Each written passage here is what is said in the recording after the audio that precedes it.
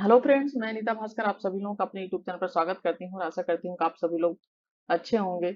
और फ्रेंड्स, अपनी तैयारी थोड़ा तेज कर दीजिए और अच्छी तरीके से जो भी मैं वीडियो अपलोड करती हूँ फ्रेंड्स, उसे जरूर अच्छी तरीके से देखें, क्योंकि बहुत टाइम लगता है वीडियो बनाने में, पूरा कलेक्ट करने में, क्वेश्चन वोश्चन बनाने में। या इस तरीके से मैं जो लेक्चर वीडियो डालती हूँ तो किसी एक किताब से नहीं डालती हूँ कि एक में मैंने देखा और डाल दिया, तो थोड़ा टाइम लगता है और बहुत ही इंपॉर्टेंट है ये। तो जो लेक्चर वीडियो बनाती हूँ बहुत टाइम लगता है, तो इसलिए बहुत अच्छी तरीके से पूरा वीडियो देखें, तभी आपको लाभ मिलेगा। और आज हम पढ़ेंगे सिविक्स में गांधीवाद पार्ट 3, क्योंकि दो पार्ट मैंने इसमें डाल दिए थे, फर्स्ट पार्ट और सेकंड पार्ट, दो पार्ट अपलोड है। और जिन लोगों ने नहीं देखी वो पहले वो वाले पार्ट देख ले। और गांधीवाद वेरी इंपॉर्टेंट है और आपको एग्जाम में इससे क्वेश्चन जो है जरूर आएंगे गांधीवाद से। तो चलिए शुरू करते हैं। शुरू करने से पहले बस इतना कहना चाहती हूँ कि अगर वीडियो पसंद आता है तो उसे लाइक जरूर करें, कमेंट करें, शेयर भी करें दोस्तों में। और चैनल को सब्सक्राइब कर लें यदि आप चैनल पर नए हैं तो। और पीडीएफ पाने के लिए टेलीग्राम चैनल ज्वाइन करें, वीडियो के डिस्क्रिप्शन में लिंक है उसका, टेलीग्राम चैनल का, उसे ज्वाइन कर लें।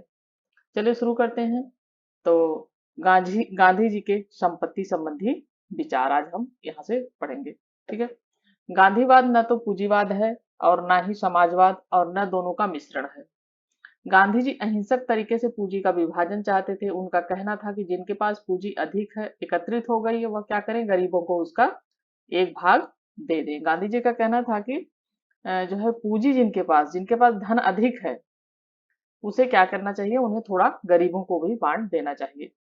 न्याय के व्यवस्था में क्या था, गांधी जी न्याय के बारे में क्या कहते थे, उनका कहना था कि संपत्ति व्यक्ति के निजी नियंत्रण में रहे, परंतु वह स्वयं को उसका संरक्षक माने, स्वामी नहीं। यानी संपत्ति अगर किसी के हाथ में है, किसी के पास है, तो वह उसका सिर्फ संरक्षण करे, उसका संरक्षक बनकर रहे, लेकिन ये न समझे कि वो स्वामी है उसका और वही सब कुछ है। ठीक है। ईशोपनिषद में प्रस्तुत अपरिग्रह के आदर्श पर आधारित है तथा यह भागवत आदर्श के अनुरूप भी है, जिसकी यह मान्यता है कि हमारा दावा केवल उतने पर ही होना चाहिए जो हमारी भूख शांत करे। यानी हमारा मेन पर्पस क्या है कि भूख हमारी शांत होनी चाहिए, मेन उद्देश्य ये होना चाहिए। अन्यथा उससे अधिक इच्छा रखना चोरी के समान है। लेकिन अगर उससे अधिक हम अपनी इच्छा रखते हैं, लालसा रखते हैं, तमन्ना रखते हैं, तो वो क्या है, चोरी के समान है, जो कि दंडनीय अपराध है। ये गांधी जी कहते हैं न्याय के बारे में। न्याय के इस सिद्धांत के महत्वपूर्ण जो है निहितार्थ, ये यहाँ पे फ्रेंड्स नेता लिखा हुआ है, जो यह होगा निहितार्थ। यह होगा निहितार्थ। ये थोड़ा सा कितना भी चेक करो गलती हो जाती है कभी कभी, मैं देखती हूँ। ये है निहितार्थ। ठीक है।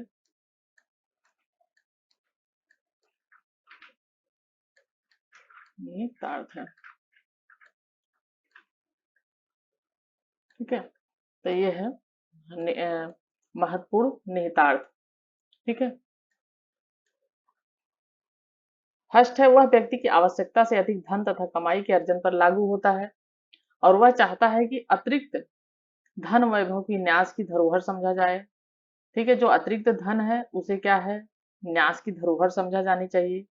इसका आशय, दूसरा क्या है, इसका आशय पुरस्कारों की समानता नहीं बल्कि अधिकारों की समानता है। अधिक क्षमता संपन्न लोगों को अधिक धनराशि रखने का अधिकार है। गांधी जी कहते हैं कि अधिक जो क्षमता संपन्न लोग हैं, उन्हें क्या है, उन्हें जो है रखने का संपत्ति अधिकार है, अधिक धनराशि रखने का अधिकार है। गांधी जी लोगों की बौद्धिक उपलब्धियों को कुंठित नहीं करना चाहते थे। ठीक है। तथा उन्होंने समाज के हित में अपनी क्षमता का पूरा उपयोग करने की अनुमति दी है। उन्होंने समाज के हित के लिए, ठीक है, पूरी अपनी क्षमता का उपयोग करने की लोगों को अनुमति दी है, यह कहा है गांधी जी ने। और यह सिद्धांत निजी, तीसरा क्या है, यह सिद्धांत निजी संपत्ति के राष्ट्रीयकरण अथवा उनके उन्मूलन को अस्वीकार करता है। इसके स्थान पर यह हृदय या मनोवृत्ति का परिवर्तन चाहता है। तो मन की जो वृत्ति है उसमें और हृदय में क्या करना चाहता है, वो परिवर्तन करना चाहता है। ठीक है। नेक्स्ट है फोर्थ पॉइंट, गांधी जी आधुनिक पूंजीवादी व्यवस्था के पक्ष में नहीं है, क्योंकि उन्होंने उत्तराधिकार के नियम को अस्वीकार किया है। गांधी जी क्या, आधुनिक जो पूंजीवादी व्यवस्था है उसमें क्या होता है कि किसी के पास संपत्ति है तो उसके बेटे के नाम, बेटी के नाम, उसके मतलब जो जनरेशन उसकी आगे आती है वो उसका उपयोग करती है, कोई दूसरा उसे नहीं ले सकता, जबकि वो खुद ना किसी को दे। तो गांधी जी का कहना था कि जो ये उत्तराधिकार का नियम है वह उन्होंने अस्वीकार किया है, वह उन्हें स्वीकार्य नहीं है। यानी उसका यही है मतलब कि जिनके पास संपत्ति है वो लोगों को बांट देनी चाहिए गरीब लोगों में। ठीक है। न्यासी की संपत्ति का दुरुपयोग होने पर राज्य की कार्यवाही द्वारा उसे ठीक किया जाना चाहिए, और ऐसी संपत्ति की व्यवस्था के विनिमय के लिए राज्य कोई कानून बना सकता है अथवा हिंसा के न्यूनतम प्रयोग से उसका उन्मूलन भी कर सकता है। ठीक है। नेक्स्ट है गांधी जी के न्याय के सिद्धांत की महत्वपूर्ण विशेषताओं को इस प्रकार देखा जा सकता है। गांधी जी की जो महत्वपूर्ण विशेषताएं हैं न्याय के सिद्धांत की, किस सिद्धांत की? न्याय के सिद्धांत की। ये जो भी मैं पढ़ा रही हूँ फ्रेंड्स बहुत इंपॉर्टेंट है और क्वेश्चन कहीं से भी बन जाएंगे, तो इसलिए आपको हर एक चीज पे पॉइंट पे ध्यान रखना है, और जहां मैं अंडरलाइन करूँ उसे बहुत अच्छी तरीके से आप देखो, मैं हाईलाइट करती हूँ, उसे आप अच्छे तरीके से ध्यान दें। ठीक है। न्यास की व्यवस्था समाज की वर्तमान पूंजीवादी व्यवस्था को समतावादी व्यवस्था में बदलने का साधन प्रदान करती है। दूसरा है, जहां तक समाज इसकी अनुमति देता है यह व्यवस्था उसकी आंतरिक संपत्ति के निजी स्वामित्व के अधिकार को मान्यता नहीं देती है। तो जहां तक यह समाज की बात है, वह व्यवस्था क्या है? उसके आंतरिक स्वामित्व और निजी स्वामित्व, जो निजी स्वामी है उसके अधिकार को मान्यता नहीं देती है। ठीक है। न्याय की महत्वपूर्ण विशेषताओं में है, यह व्यवस्था धन के स्वामित्व तथा प्रयोग को कानून द्वारा विनियमन करना वर्जित नहीं करती। जो यह व्यवस्था है वह धन का जो स्वामित्व है उसके प्रयोग को कानून द्वारा, ठीक है, किसके द्वारा? कानून, कानून द्वारा अगर विनियमन किया जाता है तो उसको वह अर्जित नहीं करती है। ठीक है। राज्य द्वारा विनियमित न्यास व्यवस्था के अधीन कोई व्यक्ति धन का स्वामित्व अथवा उसका प्रयोग केवल अपने संतोष के लिए अथवा समाज के हितों को उपेक्षा करने में स्वतंत्र नहीं होगा। ठीक है। यानी केवल धन का अपने प्रयोग के लिए, अपने संतोष के लिए, समाज के हितों की उपेक्षा करके, अगर समाज के हितों की कोई व्यक्ति उपेक्षा करता है तो वह उसके लिए स्वतंत्र नहीं होना चाहिए। न्याय की व्यवस्था के अंतर्गत गांधी जी कहते हैं, जैसे एक उचित न्यूनतम योग्य वेतन निश्चित करने का प्रस्ताव किया जाता है, वैसे ही अधिकतम आय की सीमा भी निश्चित होनी चाहिए। जैसे एक न्यूनतम वेतन जो है तय किया जाता है, एक किसी कार्य का करने का क्या होता है कि न्यूनतम मतलब कम से कम इतना वेतन दिया जाना चाहिए किसी कार्य के लिए, जैसे निर्धारित होता है, लेकिन अधिकतम निर्धारित नहीं है। तो उसी तरीके से उन्होंने कहा कि अधिकतम आय की सीमा भी निर्धारित होनी चाहिए, जिस तरीके से न्यूनतम निर्धारित की गई है, जिसकी समाज में किसी व्यक्ति को अनुमति दी जा सके। ठीक है। अब गांधी जी की इन चीजों की आलोचना भी की गई है। यदि न्यास की आलोचना में यह कहा जा सकता है कि गांधी जी की न्यास व्यवस्था की अवधारणा स्वप्न लोक की है, मानव में धन के प्रति इतना लगाव होता है कि मैकियावली के शब्दों में व्यक्ति अपने पिता की मृत्यु को तो भूल सकता है किंतु उसकी संपत्ति को किसने हड़पा यह नहीं भूल सकता। और ये जो कथन है ये वेरी इंपॉर्टेंट है कथन, और ये बहुत बार एग्जाम में पूछा जा चुका है और पूछ लेता है, तो ये आपको ध्यान रखना है कि मैकियावली क्या है? ये मैकियावली, मैकियावली के शब्दों में मैकियावली ने क्या कहा है कि व्यक्ति अपने पिता की मृत्यु को भूल सकता है। यानी कोई भी व्यक्ति धन का इतना लालची होता है और उसके अंदर इतना लालच होता है कि वो अपने पिता की मृत्यु को तो भूल सकता है, लेकिन उसकी संपत्ति अगर किसी ने हड़प ली है, किसी ने उसकी संपत्ति पर कब्जा कर लिया है, तो वह व्यक्ति अपनी संपत्ति को नहीं भूल सकता है, उस व्यक्ति को नहीं भूल पाता जिसने उसकी संपत्ति को हड़पा है। ये मैकियावली के शब्दों में है। मैकियावली का कहना है कि धन को किसी को इतना लगाव होता है कि व्यक्ति ऐसे किसी को दे नहीं सकता है। ठीक है। तो इसलिए गांधी जी की इस बात में आलोचना की गई है। इसे निजी संपत्ति की व्यवस्था का आदर्शवादी समर्थन माना जा सकता है। यानी यह एक तरीके से आदर्शवादी समर्थन माना जा सकता है। प्रजातांत्रिक समाजवादी इस प्रकार की व्यवस्था का उपहास करेगा। जो प्रजातांत्रिक व्यवस्था है वह इसका उपहास करेगी और वह इस चीज को स्वीकार नहीं करेगी, तथा वह लास्की की तरह स्पष्ट रूप से सार्वजनिक संपत्ति पर राज्य के नियंत्रण के उपाय का समर्थन करेगा। तो जैसे लास्की ने कहा था कि जो सार्वजनिक संपत्ति है उस पर क्या होना चाहिए? राज्य का नियंत्रण होना चाहिए। जबकि एक साम्यवादी इसे क्या कहता है? स्वप्नलोकी समाजवाद के सूत्र के रूप में अस्वीकार करता है। तो यह कहते हैं यह स्वप्नलोक की दुनिया है, ऐसा नहीं हो सकता है। तो इसे समाजवाद के सूत्र में जो है अस्वीकार करता है। आगे चलते हैं। साध्य तथा साधन। ठीक है। गांधी जी की दृष्टि में साधन तथा साध्य आंगिक रूप से एक दूसरे के साथ इस सीमा तक जुड़े हैं कि उपरोक्त पूर्वोक्त से ही उत्पन्न होते हैं। क्या कहा है? जो साधन है और तथा साध्य है आंगिक रूप से, ठीक है, एक दूसरे के साथ इस सीमा तक साधन और साध्य जुड़े होते हैं कि जो उपरोक्त और पूर्वोक्त, ठीक है, से ही उत्पन्न होते हैं। उन्होंने मैकियावलियों, जो मैकियावली के विचारक माने जाते हैं, और जो मार्क्सवादी होते हैं, मैकियावलियों और मार्क्सवादियों, ठीक है, मार्क्सवादियों का क्या है, वर्ग संघर्ष, आपको याद आ गया होगा। तो इस धारणा को अस्वीकार किया है कि साध्य तथा साधनों का औचित्य निर्धारित करते हैं। इसके स्थान पर उन्होंने इस बात पर बल दिया कि जैसे साधन वैसे साध्य, ठीक है, उन्होंने इस बात पर, जैसे साधन है उसी तरीके से साध्य भी है, ठीक है। साध्य और साधन के संबंध में गांधी जी का कहना था कि साधन क्या है, बीज है, और साध्य क्या है, वृक्ष है। तो गांधी जी क्या कहते हैं कि उनका कहना है साधन और साध्य के संबंध में कि साधन एक बीज की तरह है। जैसे बीज बोया जाता है फिर वो वृक्ष बनता है और उसका लोग लाभ उठाते हैं, उसी तरीके से साधन एक बीज है और वृक्ष जो है साध्य का है, एक वृक्ष है। यानी साधन बीज की तरह है जिसे बोया जाता है और फिर वो वृक्ष बन जाता है, ठीक है। उसके अनुसार, उनके अनुसार यदि कोई व्यक्ति साधनों का ध्यान रखता है तो उद्देश्य स्वयं अपना ध्यान रखेंगे।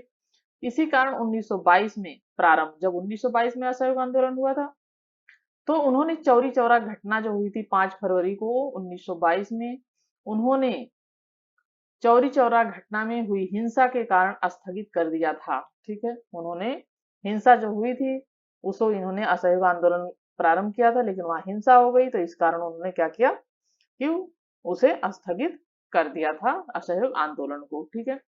गांधी जी इस बात पर बल देते हैं कि राजा अपने आदर्श चरित्र को तब तक प्राप्त नहीं कर सकता जब तक कि उसके साधन हिंसा से दूषित हैं। गांधी जी इस बात पर बल देते हैं कि राजा अपने आदर्श चरित्र को, यानी जो आदर्श चरित्र होता है राजा, वह तब तक उसको नहीं प्राप्त कर सकता जब तक उसके साधन हिंसा से दूषित, यानी अगर उसके अंदर हिंसा की भावना है और उसके साधन जो है वह उसमें हिंसा का प्रयोग करता है, तो वह फिर आदर्श को अपने प्राप्त चरित्र को, आदर्श चरित्र को प्राप्त नहीं कर पाता है। मेरे विचार में अहिंसा स्वराज से पहले है। गांधी जी का कहना है कि अहिंसा जो है वह स्वराज से पहले है, यानी स्वराज, स्वतंत्रता जो है उससे पहले अहिंसा को प्राथमिकता गांधी जी ने दिया है। दोनों के बीच इतना घनिष्ठ संबंध है कि यदि कोई व्यक्ति साधनों का ध्यान रखता है तो साध्य अपना ध्यान अवश्य रखेंगे, स्वयं रखेंगे। उन्होंने कहा कि स्वराज को प्राप्त करने का प्रयास ही क्या है, स्वयं स्वराज है। गांधी जी का कहना है कि स्वराज को प्राप्त करने का जो प्रयास है, जो हम प्रयास कर रहे हैं स्वराज प्राप्त करने का, वही स्वयं ही स्वराज है वो। गांधी जी ने कहा, मैंने अपना समस्त जीवन देश की स्वतंत्रता में लगाया, यदि वह मुझे हिंसा द्वारा मिल सकती है तो मैं इसे नहीं लेना चाहूंगा। गांधी जी का आप जानते ही हैं, गांधी जी ने हिंसा को बिल्कुल प्राथमिकता नहीं दी और उन्होंने हमेशा हिंसा का विरोध किया। उन्होंने व्रत रखे, जो है उन्होंने बहुत ज्यादा त्याग किया स्वराज को पाने के लिए। तो गांधी जी अनशन भी करते थे इसकी वजह से। तो उन्होंने कहा कि मैं समस्त जीवन देश की स्वतंत्रता में लगाया, लेकिन वह मुझे अगर हिंसा से मिल सकती तो मैं इसे लेना नहीं चाहूंगा, ठीक है। लेकिन हिंसा को गांधी जी ने बिल्कुल भी स्वीकार नहीं किया कि किसी तरीके की हिंसा द्वारा हम स्वराज को प्राप्त करें, जबकि गांधी जी ने बहुत बार बहुत कष्ट उठाया है, ठीक है। गांधी जी ने संसदीय प्रजातंत्र की व्यवस्था को अस्वीकार किया। उन्होंने संसद को क्या कहा है, उन्होंने संसद को बांझ महिला बताकर उसकी निंदा की, ठीक है। उन्होंने उसकी निंदा की कि संसद जो है एक बांझ महिला की तरह है, एक यह संगठन है जिसने अपनी ओर से कोई लाभजनक कार्य नहीं किया है। गांधी जी ने संसद की निंदा की है और उन्होंने कहा कि यह कोई लाभजनक इसने कार्य संसद ने नहीं किया है। चुनाव के संबंध में गांधी जी का कहना था कि लोग प्रसन्नतापूर्वक विश्वास करते हैं कि चुनाव के द्वारा स्वशासन की स्थापना करते हैं। सही बात है कि जब चुनाव होते हैं तो हम लोग बहुत खुशी खुशी जाकर वोट दे के आते हैं। हमें लगता है कि हमने जिसको वोट दिया है अगर उसकी सरकार बन जाएगी तो हमारा कार्य आसान हो जाएगा और हमारे सब दुख दूर हो जाएंगे, लेकिन ऐसा बिल्कुल भी नहीं होता है, ठीक है। सरकार बनने के बाद लोगों के सब वो सब बदल जाते हैं। तो गांधी जी का यही कहना था कि चुनाव के द्वारा शासन की स्थापना लोग खुशी खुशी करना चाहते हैं, उनका यह विश्वास कभी पूर्ण नहीं होता है, ठीक है, क्योंकि विश्वास किया जाता है जिस सरकार पे कि यह सरकार आएगी अच्छा काम करेगी, लेकिन सरकार पर विश्वास करना जो है भारी पड़ जाता है, और कई बार तो सरकार जो चाहते हैं हम लोग बिल्कुल ही नहीं करती सरकार। तो ये है कि सरकार जो है क्या करती है, या उनका ये कहना है कि विश्वास जो है हमारा होता है वो टूट जाता है और कभी वो पूर्ण नहीं हो पाता। इसके विपरीत चुनाव द्वारा शोषण कार्य शोषण कार्य वर्ग को जन्म दिया जाता है, जिसके द्वारा व्यक्ति का नैतिक पतन कर दिया जाए। जैसे चुनाव द्वारा क्या होता है, नैतिक पतन किया जाता है। शराब जो है चोरी चोरी बहुत सारे कार्य ऐसे होते हैं कि लोगों को सिर्फ वोट के लिए बहुत सारे कार्य किए जाते हैं कि जो नहीं किए जाने चाहिए। गांधी जी का मानते थे कि चुनाव से बचा नहीं जा सकता, लेकिन गांधी जी ने चुनाव को प्राथमिकता भी दी है, उन्होंने महत्वपूर्ण भी बताया, और वो कहते हैं कि चुनाव से तो बचा नहीं जा सकता, क्योंकि लोकतांत्रिक सरकार की स्थापना करने के लिए चुनाव आवश्यक है, हम जानते हैं।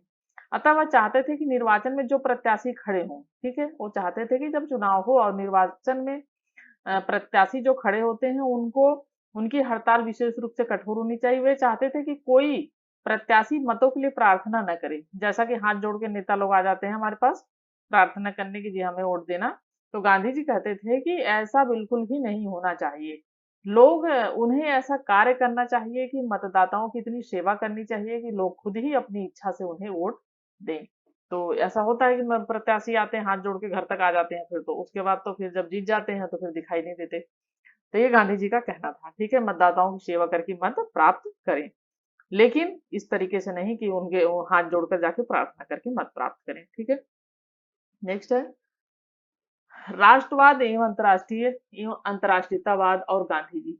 अंतर्राष्ट्रीय और राष्ट्रीय संबंध के बारे में गांधी जी के क्या विचार थे।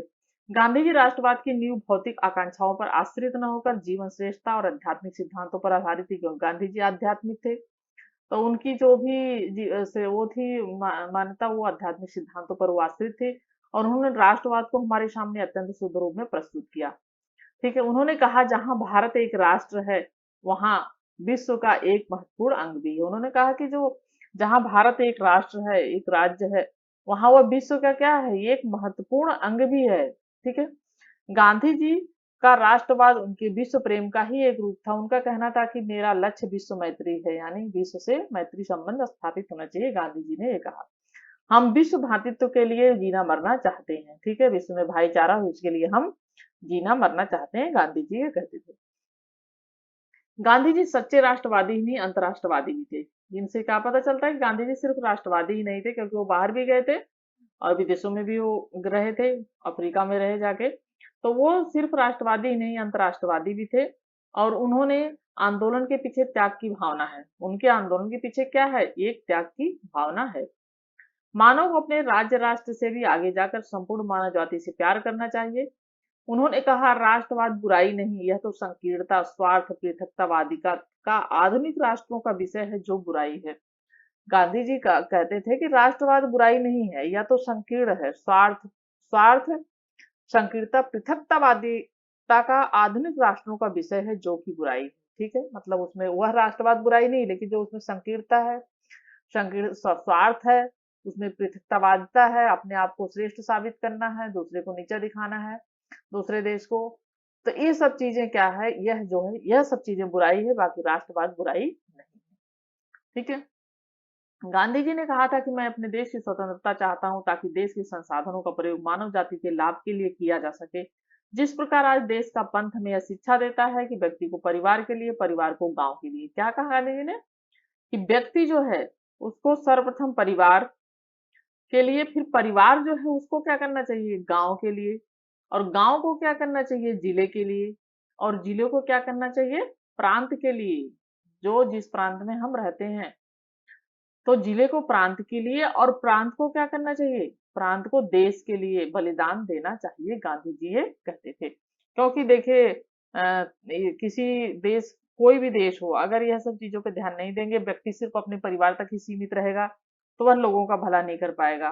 ठीक है, और अगर एक परिवार दूसरा अड़ोस पड़ोस के आसपास के समुदाय के लोगों का ध्यान नहीं रखेगा, तो फिर समुदाय में ठीक है, समुदाय का जो है विकास नहीं हो पाएगा। और समुदाय फिर अगर आप इस तरीके की भावना रखेगा, तो जिले का विकास नहीं हो पाएगा। जिला अगर इस तरीके की भावना रखेगा, हम ही सर्वे सर्वा है, तो दूसरे जिलों का विकास नहीं हो पाएगा। तो ये चीज बहुत महत्वपूर्ण है कि व्यक्ति को परिवार के लिए, परिवार को गांव के लिए, और जिले को प्रांत के लिए, गांव को जिले के लिए, और प्रांत को देश के लिए बलिदान देना चाहिए। वैसे ही देश में स्वतंत्र होना है ताकि आवश्यक हो तो विश्व लाभ के लिए प्राण दे सकें, गांधी जी ने कहा। ये गांधी जी का वसुधैव कुटुंबकम, उन्होंने 1929 में यंग इंडिया, ये आपको ध्यान रखना है, यंग इंडिया पुस्तक गांधी जी ने लिखी है। तो गांधी जी ने जो यंग इंडिया 1929 में इन्होंने लिखा था, मैं भारतवर्ष का उत्थान दूसरे राष्ट्र के विनाश पर नहीं करना चाहता। तो गांधी जी का कहना था कि मैं स्वराज तो चाहता हूँ, अपने देश का उत्थान चाहता हूँ, परंतु मैं किसी देश के, दूसरे देश के, किसी राष्ट्र के विनाश करके यह नहीं चाहता। ठीक है। गांधी जी यह ऐसा विश्व चाहते थे जहां वास्तविक शांति तथा सहयोग समान हो। गांधी जी ऐसा विश्व चाहते थे जहां शांति हो, सहयोग की भावना हो और सब लोगों को समान समझा जाए। अहिंसा के सिद्धांत पर आधारित एक विश्व संगठन होना चाहिए। गांधी जी का कहना था कि अहिंसा पर आधारित एक संगठन होना चाहिए विश्व में, जिसमें अहिंसा की नीति में विश्वास रखने वाले सभी राज्यों के प्रतिनिधि सम्मिलित होने चाहिए जो अहिंसा की नीति में विश्वास रखते हैं। ठीक है। स्वराज, गांधी जी का जो स्वराज, स्वराज जिसका शाब्दिक अर्थ है स्वशासन। ठीक है, परंतु गांधी जी की व्यवस्था में इसके भिन्न अर्थ है। प्रथम, इसका अर्थ राष्ट्रीय मुक्ति है। स्वराज का मतलब तो यही हो जाता है स्वशासन, कि स्वराज की हम स्वतंत्र हैं और हम अपना शासन खुद करें। तो इसका लेकिन गांधी जी क्या मत अर्थ हम समझते हैं कि हमारे देश के संबंध में इसका अर्थ ब्रिटिश राज की समाप्ति से था। तो गांधी जी का कहना था कि हमारे उस समय जब इन्होंने स्वराज शब्द का प्रयोग किया था, तो इसमें इन्होंने यह कहा था कि राष्ट्रीय हमारा मुक्ति मतलब हमें ब्रिटेन ब्रिटेन से स्वतंत्रता चाहिए और ब्रिटिश राज की इनका संबंध था समाप्ति से। गांधी जी के विषय में स्वराज का संपूर्ण अर्थ सही अहिंसा तथा सत्याग्रह के साधनों से स्वतंत्रता की प्राप्ति से जुड़ा हुआ था। तो स्वराज का संपूर्ण अर्थ मतलब अहिंसा और सत्याग्रह के जो साधनों से स्वतंत्रता की और प्राप्ति से जुड़ा हुआ था। ठीक है। द्वितीय, गांधी जी ने स्वराज की व्याख्या इस प्रकार की है कि यदि संभव हो तो ब्रिटिश साम्राज्य के भीतर तथा आवश्यक हो तो उसके बाहर स्वतंत्रता के रूप में। इसका अर्थ था कि 1920 में उन्होंने विदेशी शासन को स्पष्ट रूप से शैतान का शासन कहा था। 1920 में क्या कहा था गांधी जी ने, आपको ध्यान रखना, शैतान का शासन कहा था। गांधी जी की व्यवस्था में स्वराज शब्द का एक तत्व मीमांसा निहितार्थ भी था, अर्थात स्वराज रामराज का। ठीक है, स्वराज रामराज का समरूपी बन जाता है। उन्होंने कहा इस स्वराज का अर्थ है ऐसी दशा जिसमें हम अंग्रेजों की उपस्थिति के बिना अपना पृथक अस्तित्व बनाए रख सकते हैं। यदि साझेदारी हो सकती है तो साझेदारी सहमति पर निर्भर होनी चाहिए। तो गांधी जी का कहना था कि हम अंग्रेजों की उपस्थिति में बिना पृथक अपना पृथक अस्तित्व भी बनाए रख सकते हैं, और यदि वह उसमें साझेदारी चाहती है तो साझेदारी होनी चाहिए, लेकिन उसको क्या है, उस पर सहमति भी होनी चाहिए, अपनी मनमानी कोई न करे। ठीक है। एक अवसर पर उन्होंने कहा था कि रामराज से मेरा अभिप्राय हिंदू राज्य से नहीं है। गांधी रामराज से अभिप्राय क्या माना जाता है, ज्यादातर यही माना जाता है कि एक हिंदू राष्ट्र स्थापित हो, एक हिंदू राज्य। लेकिन गांधी जी का जो रामराज था उसका मतलब यह नहीं था कि हिंदू, मतलब उनका, उन्होंने कहा कि मेरा अभिप्राय यह नहीं है कि हिंदू हिंदू राज्य मतलब नहीं है, उनका अभिप्राय था ईश्वर का साम्राज्य मानता है। वो कहते थे कि जो राम राज्य है वह ईश्वर का साम्राज्य, मैं राम राज्य को मानता हूँ, मेरा कहने का मतलब है कि वह ईश्वर का साम्राज्य है। रामराज का प्राचीन आदर्श सच्चे प्रजातंत्र का आदर्श माना जाता है। ठीक है। स्वदेशी, इसका शाब्दिक अर्थ है स्थानीय, जैसा कि नाम से ही पता चल रहा है, तथा देश में निर्मित वस्तुएं, यानी हम स्वदेशी वस्तुओं का अपना उपभोग करें, उसका हम प्रयोग करें। इससे क्या होगा, हमारे देश की इकोनॉमी बढ़ेगी, अच्छी होगी। हम दूसरे देशों का इंपॉर्टेंट चीजें यूज करते हैं ज्यादातर, तो उससे फिर दूसरे इकोनॉमी हमारी कहाँ जाती है, दूसरे देशों में चली जाती है, जिसके हम उपयोग करेंगे। जैसे कि चाइना है, बहुत सारी छोटी चीजें चाइना का हम उपयोग करते हैं। तो गांधी जी का ये कहना था कि हमें क्या करना चाहिए कि स्वदेशी वस्तुओं का हमें उपयोग करना चाहिए। ठीक है। और हमारे भीतर ये भावना होनी चाहिए, भावना जो तत्काल हमें अपने निकट के परिवेश का उपयोग करने, उसकी सेवा करने, किंतु अधिक दूर की वस्तुओं को त्यागने का आदेश गांधी जी देते हैं। गांधी जी और विकेंद्रीकरण, गांधी जी राजनीतिक और आर्थिक दोनों क्षेत्रों में विकेंद्रीकरण गांधी जी के अहिंसा प्रधान राज्य का एक प्रमुख लक्षण था, राजनीतिक और आर्थिक। ठीक है। राजनीतिक और आर्थिक दोनों क्षेत्रों में विकेंद्रीकरण गांधी जी का अहिंसा प्रधान राज्य का एक प्रमुख लक्षण था।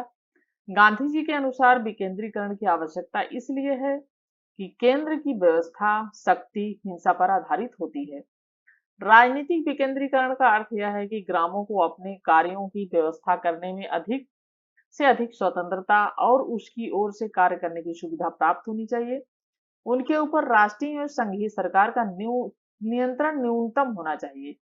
गांधी जी का कहना था कि अधिक से अधिक क्या होना चाहिए, स्वतंत्र होना चाहिए, आर्थिक स्वतंत्रता होनी चाहिए, राजनीतिक स्वतंत्रता होनी। ग्रामों को क्या है, ग्रामों को अपने कार्य करने में स्वतंत्रता होनी चाहिए, लेकिन उस पे अगर राज्य का नियंत्रण है, राष्ट्र का नियंत्रण है, तो वह सिर्फ बहुत थोड़ा होना चाहिए। संघीय सरकार का नियंत्रण है तो कम होना चाहिए। गांधी जी ने ये कहा था, जिससे कि लोग अपने मन की भी कार्य कर सकें। जबकि आर्थिक विकेंद्रीकरण जबकि आर्थिक विकेंद्रीकरण का लक्ष्य विशाल पैमाने पर कार्य करने उद्योगों और कारखानों, ठीक है, को बंद कर, जो उद्योग हैं, कारखानों, जैसे कि आप जानते होंगे गांधी जी ने हमेशा कारखानों, इन सब मशीनरी चीजों का विरोध किया था और वो नहीं चाहते थे इस तरीके की चीजों को कि उसका उपयोग किया जाए, क्योंकि वो चाहते थे कि लोग अपने हाथ से कार्य करें जिससे कि उनका विकास होगा। तो बंद कर उसके स्थान पर कुटीर उद्योगों को उन्होंने हमेशा प्रोत्साहित किया था और वो चाहते थे कुटीर उद्योगों को स्थापित किया जाए। और आप जानते हैं कि खुद भी गांधी जी चरखा काटते रहते थे। तो गांधी जी स्वदेशी व कुटीर व्यवस्था के समर्थक थे। तो गांधी जी स्वदेशी और कुटीर उद्योग व्यवस्था के समर्थक थे। गांधीवाद औद्योगिकरण और का विरोधी होते हुए, लेकिन गांधी जी इतना विरोधी भी नहीं थे, और वो विरोधी होते हुए भी उस सीमा तक, थोड़ी सीमा तक, यानी मशीनों के प्रयोग की अनुमति देते हैं जहां तक वह संपूर्ण मानव के हित में बाधक, यदि संपूर्ण मानव यानी मानव के हित में बाधक ना हो। जैसा कि आज के समय में हो रहा है, मशीनों पर इतना ज्यादा लोग निर्भर हो गए हैं कि पर्यावरण ही पूरा प्रदूषित होता चला जा रहा है और पर्यावरण के लिए बहुत ही हानिकारक है जो आजकल ये मशीनें। और नदियों का जल आपने देखा होगा कि ये कितना गंदा है, नहीं तो पहले साफ रहता था। लोग क्या करते हैं, औद्योगिक जो है गंदे जल उसमें डाल देते हैं, कारखानों से उसमें से नदियों में चला जाता है सब। तो ये सब बहुत ही प्राकृतिक पर्यावरण के लिए या बहुत ही नुकसानदायक चीजें हो रही हैं। ठीक है, तो गांधी जी का कहना सही था कि मशीनों का प्रयोग होना चाहिए, लेकिन इतना भी नहीं जिस तरीके से आज प्रयोग हो रहा है और उसका हम भुगतान भुगत रहे हैं। ठीक है, साफ, क्योंकि हमें साफ हवा भी नहीं नसीब हो रही है इस तरीके से। ठीक है, चलिए, सर्वोदय और गांधी जी। सर्वोदय का शाब्दिक अर्थ क्या है? सबका उत्थान। सर्वोदय का क्या मतलब है? सबका उत्थान हो। वह गांधी जी समाजवाद का सर्वाधिक उपयुक्त नाम है। वह एक नवीन दार्शनिक, सामाजिक, आर्थिक तथा राजनीतिक व्यवस्था का सिद्धांत है। इसका लक्ष्य गांधी जी के आध्यात्मिक शिष्य विनोदा भावे जो थे उनके शिष्य थे, और उन्होंने कहा कि सभी सुखी है। इनका सर्वोदय का मतलब, उन्होंने, विनोदा भावे ने क्या कहा था कि सभी सुखी हो, यानी जो राष्ट्र राज्य जो भी हो उसमें क्या हो, सब लोग सुखी हो। सर्वोदय अपने शाब्दिक अर्थ के सभी का सर्वांगीण कल्याण है। सर्वोदय का शाब्दिक अर्थ क्या है? सभी का कल्याण हो। इसका विश्वास है कि संस्थाओं और संबंधों को सत्य अहिंसा के दो सिद्धांतों के अनुरूप निर्मित करना चाहिए। इसका विश्वास है कि प्रतिबंध बल नहीं बल्कि प्रेम व स्नेह एकमात्र अस्थायी तथा दृढ़ रूप है। यानी प्रतिबंध किसी बल द्वारा नहीं, शक्ति द्वारा नहीं होना चाहिए, बल्कि वह होना चाहिए प्रेम से, स्नेह से। ठीक है, जो कि अस्थायी होगा और दृढ़ होगा। व्यक्तियों को स्वतंत्रता, समान मानव के समाज में एक दूसरे से जुड़ सकते हैं, जिससे क्या होगा कि लोग एक दूसरे से जुड़ सकेंगे। दार्शनिक एवं नैतिक निहितार्थ। सर्वोदय का दार्शनिक एवं नैतिक निहितार्थ है कि इसका लक्ष्य राजनीतिक आध्यात्मिकरण है। यह कोई भौतिकवाद के मांग को पूरी तरह अस्वीकार करता है। इसी कारण मार्क्सवाद के द्वंद्वात्मक व राजनीतिक, ऐतिहासिक, भौतिकवाद एवं वर्ग संघर्ष के सिद्धांतों का खंडन करता है। जो वर्ग संघर्ष का सिद्धांत है और ऐतिहासिक भौतिकवाद का सिद्धांत है, वह खंडन उसका करता है। जय नारायण प्रकाश के अनुसार, मैं इस बात से संतुष्ट हूं कि मानव को अच्छाई के प्रोत्साहन को खोजने के लिए भौतिकवाद से आगे जाना चाहिए। उसके उपसूत्र के रूप में मैं अनुभव करता हूं कि सामाजिक पुनर्निर्माण का कार्य भौतिकवादी दर्शन की प्रेरणा से सफल नहीं हो सकता। ठीक है, ये जयप्रकाश नारायण ने कहा था। आर्थिक निहितार्थ। सर्वोदय का आर्थिक निहितार्थ यह है कि ग्रामीणीकरण, विकेंद्रीकरण तथा दान वृत्तियों जैसे श्रमदान, भूदान, संपत्ति दान और ग्राम दान का आग्रह करता है, जिसका मार्क्सवादी समर्थन करते हैं। राज्य की कार्यवाही द्वारा संपत्ति के राष्ट्रीयकरण के सिद्धांत का स्पष्ट रूप से विरोध करता है। इसके स्थान पर वह गांधी जी द्वारा प्रस्तुत न्याय व्यवस्था का समर्थन करता है, इस बात पर बल देकर कि सारी धरती ईश्वर की है। विनोबा जी ने भूमि के स्वामित्व के बारे में ईश्वरीय सिद्धांत को प्रस्तुत किया। सर्वोदय आंदोलन ग्रामीण सभ्यता की ओर उन्मुख होकर समाज निर्माण करना चाहता है, जिसमें उद्योगों का विकेंद्रीकरण होगा तथा जितना संभव हो सके गांव आत्मनिर्भर होंगे। तो सर्वोदय आंदोलन ग्रामीण समाज की तरफ उन्मुख होकर समाज का निर्माण करना चाहता है, जिससे कि उद्योग और का विकेंद्रीकरण होगा और जितना संभव हो सके वह आत्मनिर्भर होंगे। ठीक है। राजनीतिक निहितार्थ।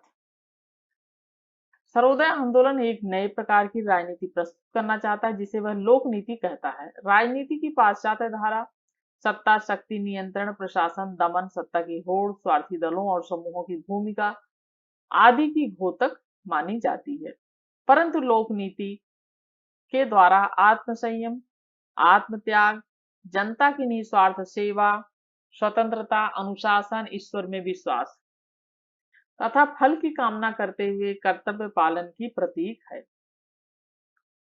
विनोबा जी के अनुसार मैं एक निश्चित फकीर हूँ जो यह जानते हुए संसार की सेवा करता है कि यह मात्र भ्रम है। यानी विनोबा जी ने कहा है, विनोबा भावे ने, मैं एक निश्चित फकीर हूँ जो यह जानते हुए सेवा करता है कि यह क्या है, सिर्फ एक मात्र भ्रम है, वह संसार की फिर भी सेवा करता है। सर्वोदयवादियों के अनुसार दलित प्रजातंत्र की कुछ बुराइयां हैं, लेकिन वह दल विहीन प्रजातंत्र की बात करते हैं। सर्वोदयवादी जो है वो लोग दलित प्रजातंत्र की कुछ बुराइयां मानते तो हैं, लेकिन वह मानते हैं और वो कहते हैं कि दल विहीन यानी कोई दल नहीं होना चाहिए, ऐसी प्रजातंत्र की बात वो लोग करते हैं। जयप्रकाश नारायण के अनुसार सर्वोदय राजनीति का लक्ष्य यह देखना है कि सत्ता के सभी केंद्र स्थापित किए जाएं। यह राजनीति जितना विस्तार करेगी, पुरानी राजनीति उतना ही संकुचित होगी। यह राज्य का वास्तविक रूप होगा। और स्टूडेंट ये चीज पे ध्यान रखें कि जो ये कोटेशन है उसे आपको जरूर पॉइंट ये सब याद रखने हैं, क्योंकि एग्जाम में पूरी कोटेशन रख देते हैं और फिर ये पूछ लेंगे किसने कहा ये। तो आपको ये सब चीजें बहुत ही इंपॉर्टेंट है, ये सब ध्यान रखना है आपको। ठीक है।